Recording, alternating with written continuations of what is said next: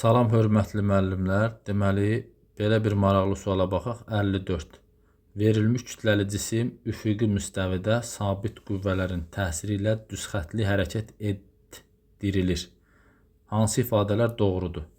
Bax, burada fikir verə birinci. Birinci şəkli çəkirəm. X oxu. Deməli, belə bir cisimimiz var.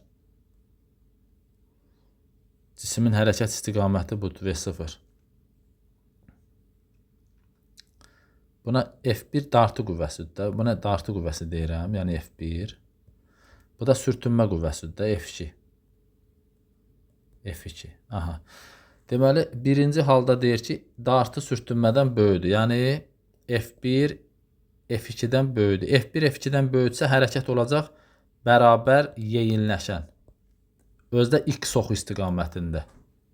X oxu istiqamətində. X oxu istiqamətində bərabər yeyinləşən. Burada olacaq Y variantı. Çünki yeyinləşən hərəkət nədir? Bax, cisim X oxu istiqamətdə gedir. Sürətin proyeksiyası müsbətdir. Parabolanda qolu yuxarı yönəldiyinə görə təcilin proyeksiyası da müsbətdir. Deməli, ona görə bu oldu yeyinləşən. Özdə X oxu istiqamətində. V müsbət olduğuna görə. Birinci şərti yazdım. İndi keçirik ikinci şərtə. İkinci şərtdə də. Deməli, yenə cisim X oxu istiqamətdə hərəkət eləyir. F1 budur. F2 də budur.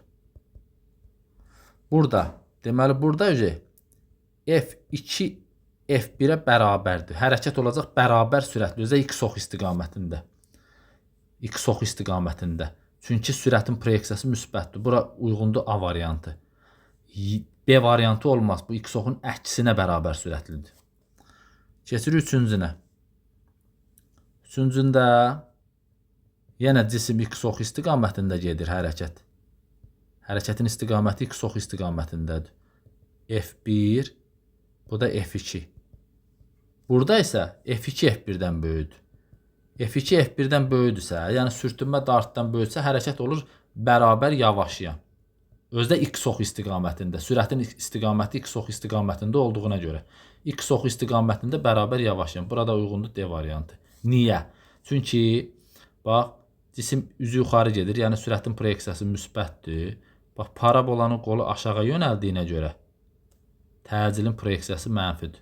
Deməli, olacaq 1-ə uyğundur Y, 2-yə uyğundur A, 3-ə də uyğundur D. Diqqətinizə görə sağ olun.